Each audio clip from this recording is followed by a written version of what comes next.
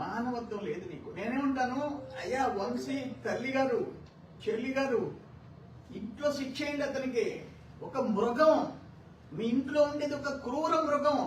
శిక్షించండి, మీరు కుటుంబ సభ్యులు శిక్షించండి. మీకు తల్లి, చెల్లి, బిడ్డలు ఉండారు, అన్నదమ్ముళ్ళు ఉండారు. ఇటువంటి మృగాన్ని మీరు ఇంట్లో పెట్టుకొని ఉండారు. స్పేర్ చేసే మనిషి, చేయాల్సిన మనిషి కాదు. ఇది అన్యాయం. ఆఖరా నేనేం చేశాడు తెలుసా, నేను ఒక పెద్ద పుడింగి కదా, ఎవడికి లేదు మీసం, ఎవడు భయపడతాడు అని మాట్లాడాడు కదా. లోకేష్కి ఎవరు భయపడతారు, బాబు గారికి ఎవరు భయపడతారని ఇంకా చాలా చెత్త లాంగ్వేజ్ వాడాడు. అరే ఫస్ట్ రౌండ్ లో పారిపోయినోడివి, ఫస్ట్ రౌండ్ లో ట్రైల్ బిహైండ్ పారిపోయి అమెరికాకు పోయి అక్కడ వీసా తీసుకొని ఇండియాను వదిలేయాలని చెప్పన్న పిరికి బందవి నువ్వు. ఇండియాలోనే వదిలేసే ప్రయత్నం చేసిన పిరికి బంధువు నువ్వు. మళ్ళీ వచ్చావు. ఏంటంటే ఏదో తెలుగుదేశం ప్రభుత్వం మా మాదిరిగా క్రూరంగా లేదు, అందుకని తిరిగి వస్తాం, ఇక్కడ ఉంటాం, వీసా కోసం ట్రై చేసావు. నువ్వు పారిపోయినావు.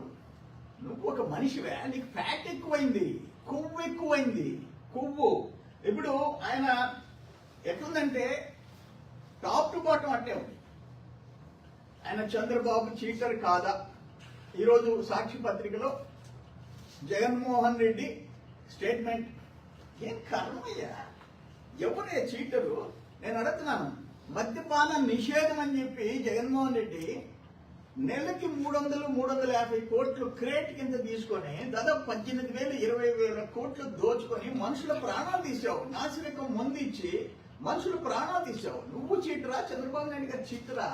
నువ్వు సిపిఎస్ రద్దు చేస్తానన్నావు, జాబ్ క్యాలెండర్ ప్రతి ఏటా రిలీజ్ చేస్తానన్నావు, డిఎస్సి నోటిఫికేషన్ ప్రతి ఏటా ఇస్తానన్నావు, పోలవరం పూర్తి చేస్తానన్నావు, ప్రత్యేక హోదా చేస్తానన్నావు, 3 రాజధానులు నిర్మాణం చేస్తానన్నావు.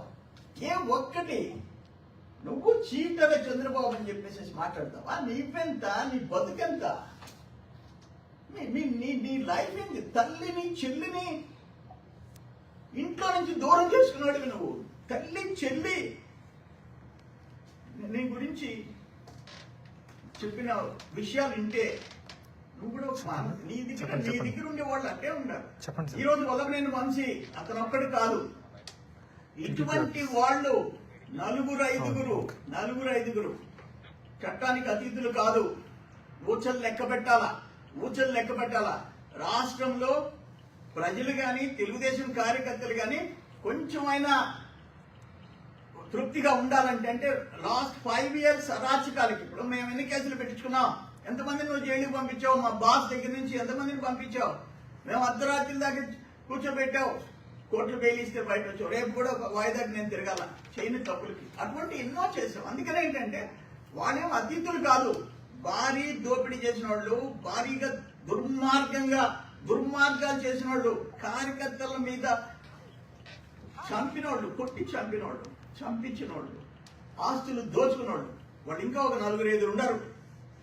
మా ప్రభుత్వం చట్టానికి అతీతంగా కాదు, చట్టానికి లోబడి వాళ్ళని కూడా ఊచలు లెక్క పెట్టించకపోతే ఒక కాన్ఫిడెన్స్, ఒక ధైర్యం, ఇటువంటి దుర్మార్గాలను ఎదుర్కొనే ధైర్యం రావాలంటే చేసి తీరాలా.